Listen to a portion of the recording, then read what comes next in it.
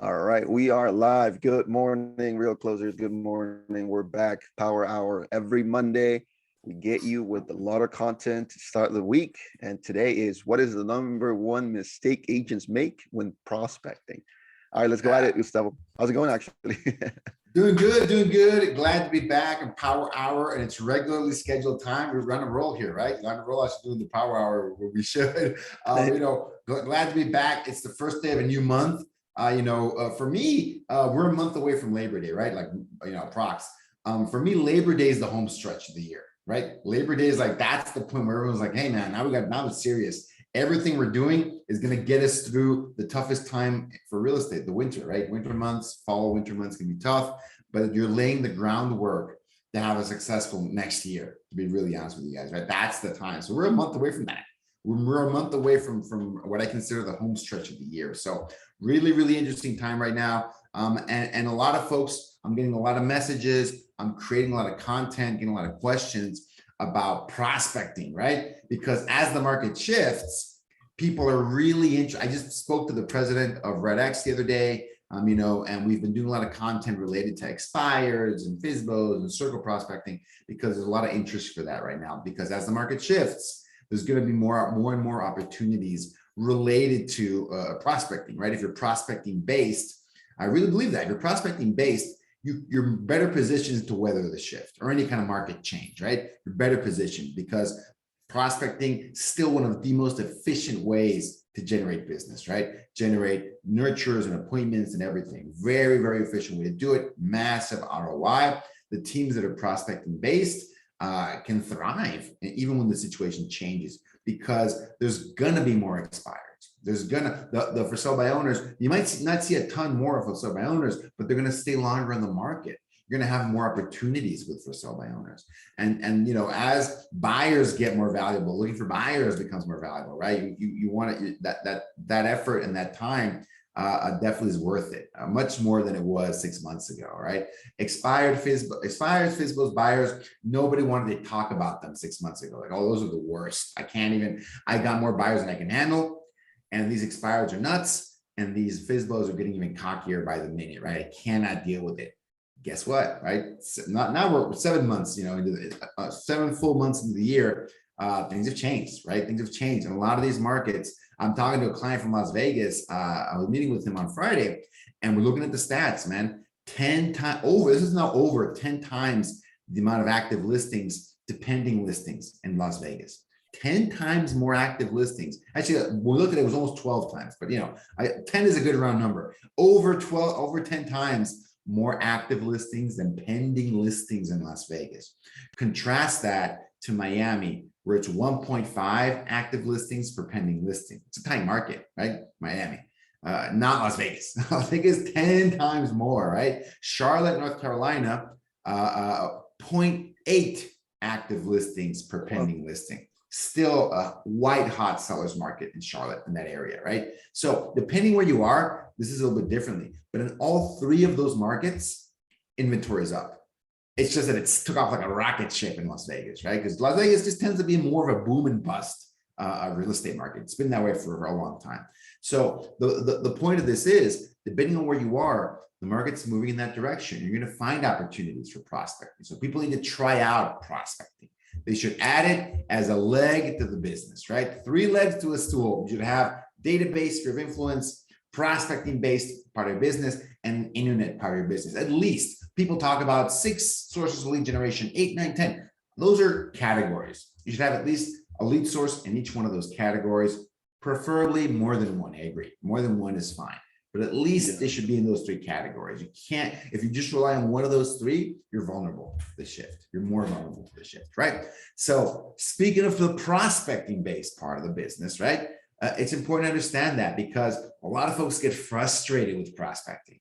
And the same thing with internet leads, by the way. Even database, people can get frustrated with their database. So the frustration, the sources of frustration for everything, right? I don't want to single out prospecting. But one of the biggest sources of frustration with prospecting, and probably the reason people give up on it and don't give it its due, don't give it enough time, enough effort, is and I refer to this as the number one, the root cause of failure in this space. The number one reason people are not going to be successful with prospecting, and it has nothing to do with the dialer. It has nothing to do with the leads themselves, actually. It has nothing to do with the script even, right? It has nothing to do with that, right? Because a lot of people are like, oh, these leads and my dialer and this and that. They worry about the tactical piece of it, right? And they might overlook the bigger issue that they may run into. Most folks that go into prospecting or even internet leads, they already have a business, right? They already have a business, they're expanding, they're trying new things, and they typically transition from a database and sphere-based business, referral and recommendation-based business, and they're trying out prospecting. And the number one issue I see when people make that transition is that they don't successfully transition the expectations they should have, right? Improperly set expectations, incorrect expectations are the doom of prospecting, right? Because I'll give you some really simple math. I would make phone calls to my database every quarter, right? Quarterly phone calls to my entire database. It wasn't massive. It started with 200 people on an Excel sheet. I would work probably two to 3 days to make those calls, to call 300 people, 200 people, not that hard, right? And that activity would make me 30 grand, right? So that was $1,000 an hour activity, $2,000 an hour activity for me. That was a really efficient use of my time. And I would generate multiple referrals from that, right? And one of the things that would happen is that I would meet with those referrals, and I had like a 90% conversion rate of those meetings into deals, signed deals, 90%. So I would call for 15, 20 hours and I'd get 30 grand in the next 90 days, right? And those referrals had a 90% conversion rate. That's very typical. Some people have even higher conversion rates when they meet with referrals and recommendations from their sphere. And I don't just mean the people in your database. Maybe that's 100. You're betting 100 people in your database. I mean the people they refer you, right? The referrals that emanate from the database. 90% is not rare, right? So maybe it's par for the course. So you go from that to doing circle prospecting. You go from that to calling the expired, calling the for sold by owner, right? It's a chasm. It's a big difference. It's a big difference. I'm going to go with the easiest example, circle prospecting, right? Which is my opinion, the easiest form to start prospecting for anyone, right? Because the person's not going to be combative. They don't hate agents. They didn't just have their home expire and have a terrible experience. They didn't have any of that. They're just there. You give them a call, and if they don't hang up on you, which is what typically happens, they want to know what you're calling about. You can talk up to them. So like the easiest form of prospecting there is. Everyone should try that.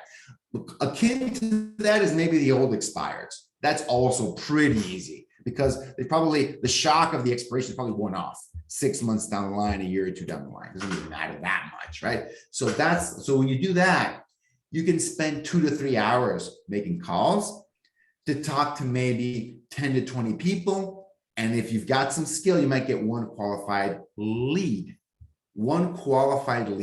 So 3 hours of work, not for a referral, for one qualified lead, what we call a nurture, right? In this parlance. So notice the difference, Roberto. I would do 3 hours of work in my database and almost get a deal out of it, right? 3 or 4 hours of work would get me a deal, which back then for me was 9, 10 grand, right? Well, that's not bad. I'll do more of these calls. But circle prospecting, it's 3 hours and you got one person that's going to buy or sell in the next year, okay? In the next year. And they don't know who you are. They kind of don't care who you are. And if they're going to do something in real estate, there's no guarantee they'll do it with you just because they spoke to you, right? You've got to, and then the follow-up and conversion game starts, right? You got to follow up with them, stay top of mind with them, provide some value, tell them why it's really important for them to talk to you, what you can do for them. It's all about what have you done for me lately? Like an extreme version of that with these unmet leads. I call them, it's like the unmet lead dilemma, the unmet lead transition. Most real estate agents don't work with unmet leads. Okay? I'm going to say it again. Most real estate agents do not work with people outside their database, right? And I'm talking about, and same thing with internet leads, same kind of problem. It's the unmet lead dilemma, right? And the agents that try out prospecting or internet leads without understanding that dilemma, how different it is from the referral and recommendation-based business, get shell-shocked. Like, whoa, hold on. These leads are terrible, right? This is awful. This is the worst thing I've ever done. This person was mad at me. Whoa, you don't have to be mean to me, sir. What's going on? And then I'm calling these people. None of them are ready to go, guys. What's happening, right? Nobody wants to meet with me yet. Well, yeah, we just called them yesterday, right? And they're going to do something next year. They see no reason to meet with you yet. And we talked a little bit about that on the ghosting talk the other day. Why people should meet with you. I mean, that's another topic, right? Check that video out. That's a good one. But they're not ready yet, and there might be a perfectly valid reason that they're not ready yet, because it's a process. It's a process. And the people that get that and understand it, they say, "This is awesome. Get me as many nurtures as you can, because this is a numbers game, right? It cost me 3 hours of my time to get 1 or 2 of these guys. Let's get more." And they like, hey, once they get a hang of it, give me an ISA to help me make some of these calls, right? That's probably the easier call to hand off to an ISA. Circle prospect, very common, right? Old expired, very common, because an ISA can easily make those calls and it scales really, really well. You don't need the experience of an agent to convert those, to get nurtured hand raisers. Are you thinking of, you just have to ask kind of in a nice way. Hey, you think of doing something in the next few months, maybe the next year? Who do you know that might be doing that? Got a bunch of buyers here. How can we help? Boom. And then you don't have to deal with an ISA, you don't have to deal with those hard calls, right? Definitely, definitely. Because and it's it's not for circle prospecting. It's not even people are very mean to you ever. Right? It's rare because the worst thing they do is just hang up on you. You just have to take that rejection. And every now and then someone might be mean to you for sure, right? But maybe one person all day in an 8-hour shift. I might be rude. Yeah. Just call it rude. I didn't even mean rude. Like, oh my goodness, stop calling me, guys. Boom. That's like the worst thing that can happen, right? So that's what the ISA does, because it can grind through those 8 hours of calling to get 1, 2, 3, 4 of those folks to raise their hands, right? That's very efficient. It's a very good use of your time. But the people that get it see that possibility. The people that don't get it get very frustrated.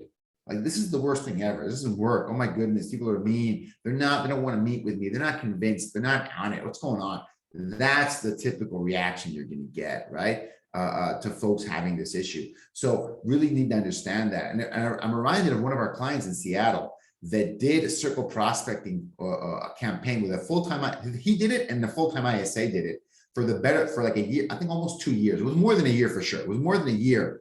And he collected a list of 1,000 nurtures, 1,000 nurtures in Seattle. And then he stopped the campaign. He goes, I'm good. I'm almost 2 years into this. I'm already getting deals from this list now. I'm just going to sit back and work this list of 1,000 people. And he would close in an office of more than 200 agents. He was the top 3 performer just working that list, 1,000 people that were going to do something in real estate in the next year. A year later, he would close 50 to 60 transactions year after year after year. That's not it. What is that's like a 5% close rate, right? Again, that takes some skill. It's not easy to do, right, off a circle prospecting list. But he understood that the game was get as many people on that list as possible, work that list, right? Meet with these folks, get referrals from them, right? And rinse and repeat that business. Exactly. So really, really effective performer. Individual agent, by the way, right? Never did a team, which I thought was crazy. And again, in that area, it's a really good price point. North Seattle suburbs, great, outstanding, right? So that's what that person did, because they got it. They understood that it was a process. That it takes work, takes effort, takes skill, right? Generating the nurture doesn't take a ton of skill. I'm not gonna lie, it doesn't take a ton of skill to generate them. To know what to do afterwards takes some skill. That takes some work, right? Gotta know your scripts, gotta follow up with these folks, right? Gotta be ready, gotta be patient. You can't force anyone to buy or sell a home over the phone. It doesn't work that way, right? You gotta be following up with them, adding value, and keeping the end in mind, the goal in mind. Really, really important. And that's why I call that mismatch of expectations, that unmet lead dilemma, right? That unmet lead challenge. That's why I feel people not knowing that is the #1 reason they can fail when they're trying out prospecting, right? Because they just feel that it's not working when no. This is exactly how it works. It's a grind. It is hard to do, right? But once you get the hang of it, once you understand the process and you get busy on the first activity you have to do, which is get people into your pipeline, then it can get way easier. Because once you start to get those wins, and they do not happen less than 3 months, unless even up to 6 months to really start getting some wins and start getting positive ROI. Maybe I'll say it that way. You probably don't get positive ROI until you're probably 6 months in, right? You get some results within 3 months, but I don't think you're net positive until maybe 6 months in. And then a year later, it can really kick into overdrive. But you had to have done it for a year. That's the challenge, guys. That's why this can be hard. And people kind of don't understand that. And this is circle prospecting, right? Other sources probably give you dividends faster. But I like the circle prospecting example because it's a powerful example, right? That's the base of it. Higher converting lead sources like the old expireds, newer expireds, FSBOs, absentee owners, probates, those yield results faster for sure. But I still think that none of them are going to give you solid results before 90 days. There's a reason that time frame exists, right? Because most of these sources need that amount of time to really get you some traction. And I'll give you another example. One of my clients, John D. Smith out of Charlotte, North Carolina, really good agent that is prospecting based. He just needed, he's with EXP, has a downline, really busy, and has his own business, has his own clients, was no longer doing prospecting. And he felt he was vulnerable because of that, right? Like, imagine this solo agent. I think him and his wife are like a team, but no employees, no one under them. So was feeling like, hey, I'm being successful. I've got my clients. It's a great market right now. But he felt vulnerable. He didn't feel good about it because he wasn't making his calls. Brings in a part-time ISA, just a part-time ISA to do circle prospecting in one of the hottest markets in the country, Charlotte, North Carolina. That's where I get my Charlotte numbers from, by the way. And what do they do? Within 6 weeks, they identify 7 motivated sellers just from doing circle prospecting part of the day, half a shift. Not a massive amount of people, by the way. It's not an amazing number. 7 hand raisers, and he took 2 listings by the second month. The ISA was not calling the new expireds, FSBOs, but he got amazing results just from circle prospecting. Why? Not because the ISA is amazing. I don't want to exaggerate, but John knew what to do with that list. He knew what to do. He knew how to take them home. And guess what, guys? This instability, these interest rate changes, they are getting sellers to jump into the market like nothing I've ever seen, right? It is crazy in some of these markets. They're jumping in. They're jumping in because no one wants to miss the top of the market. In a lot of these markets, it's already peaked, right? So that can be a great motivator in and of itself. But I love working with people like John because all they need is more at bats. I'm a baseball guy. I love baseball analogies. They need more at bats to hit some home runs, right? They just need more at bats. They know what to do. It's awesome. And like you said, there are more sellers right now because one of the questions that they had, 6 months ago, 3 months ago, it was, hey, if I sell, where do I go?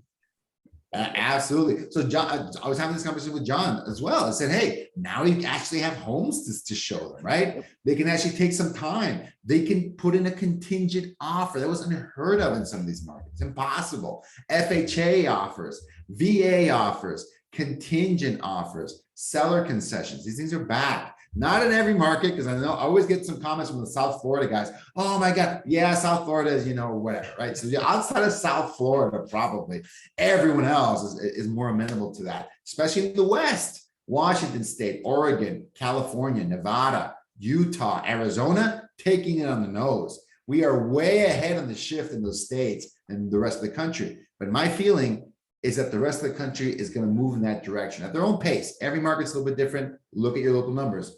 But every market's going to move in that direction, right? Or is already moving in that direction. So check it out. Be aware, right? Be aware of what your market is, because that's going to have as a big effect as anything. And also recognize you have no control over that, but we have to know it. You have to understand it. Where are you right now, right? And adapt to that. And I keep saying this, continuously. One of the best ways to adapt to that is to have a prospecting leg of your business. Yeah, absolutely. Absolutely, man. Thank you so much again, Gustavo, man. We're back here every Monday. We're going to keep it up with the Monday, 8:30. So if you have questions, if you have, anything that you guys want us to cover, put it in the comments or messages. You can always reach out to us on DMs on Facebook, or I always blasted my phone number everywhere. So you can always text me if you want as well. All right, Gustavo, man, have a great day. Right. And we'll chat later, and we'll be back next Monday. Have a good one, guys. All right. Thanks, everybody. Have a great start to the month and to the week. Have a good one. All right.